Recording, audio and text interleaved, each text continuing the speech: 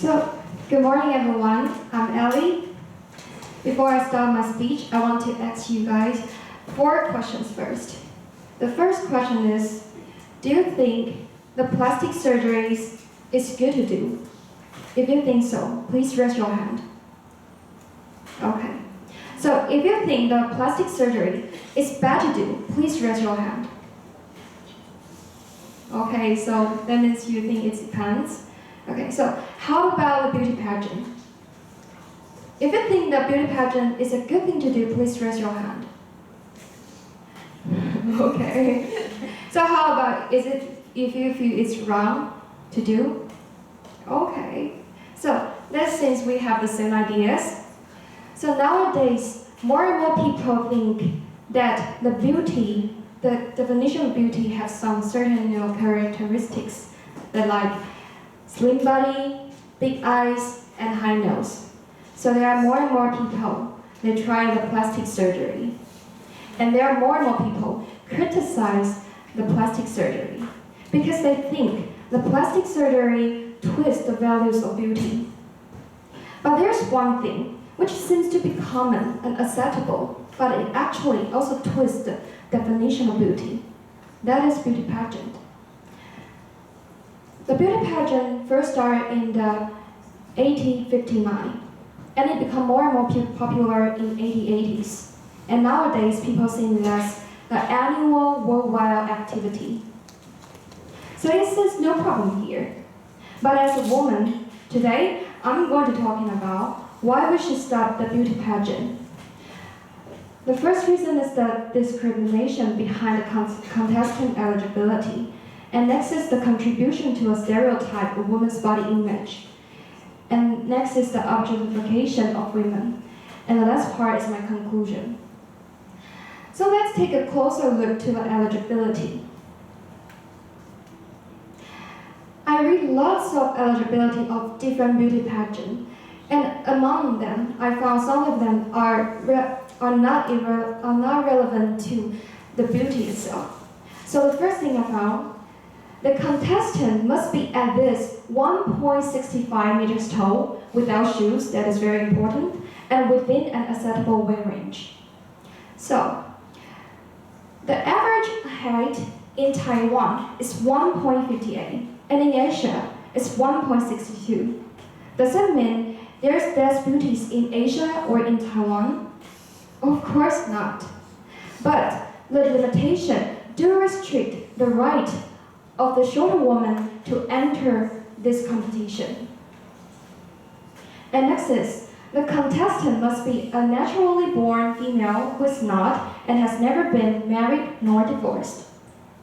So, if the purpose of the beauty pageant is to choose the most beautiful woman, so does that mean the women who have been married or they have been divorced, they will be uglier than the single ladies? So, I don't see any logic in this rule, but I see the discrimination. And next one, the contestant must speak relatively good English. Those who have no English ability will not be accepted. So imagine this. If you can speak Chinese, Japanese, German, French, and also Spanish, but unfortunately, you cannot speak English, then you cannot participate in beauty pageant. Does this make sense? The beauty pageant, the eligibility of the beauty pageant is not only without logic. Besides this visible discrimination, there are also invisible glass ceiling. To enter a beauty pageant will cost you tens of thousands of money. Taking the beauty pageant in the US, for example, the entry fee ranges from $300 to $500. And normally 60% of the participants will hire a pageant coach. And you will pay him 100 or more an hour and 3 sessions a week. And the hair and makeup will take you about $250 an hour. And pageant dresses will be ranges from $700 to $1,000 US dollars. And besides the evening gown, you will also have swimsuit or the dress for the rehearsal and interview. So, if you are from a family with average or less income, then it will be hard for you to enter a beauty pageant. Is being rich the main and a critical characteristic for a woman to become beautiful? So now I want to talk about the stereotype the beauty pageant brings us.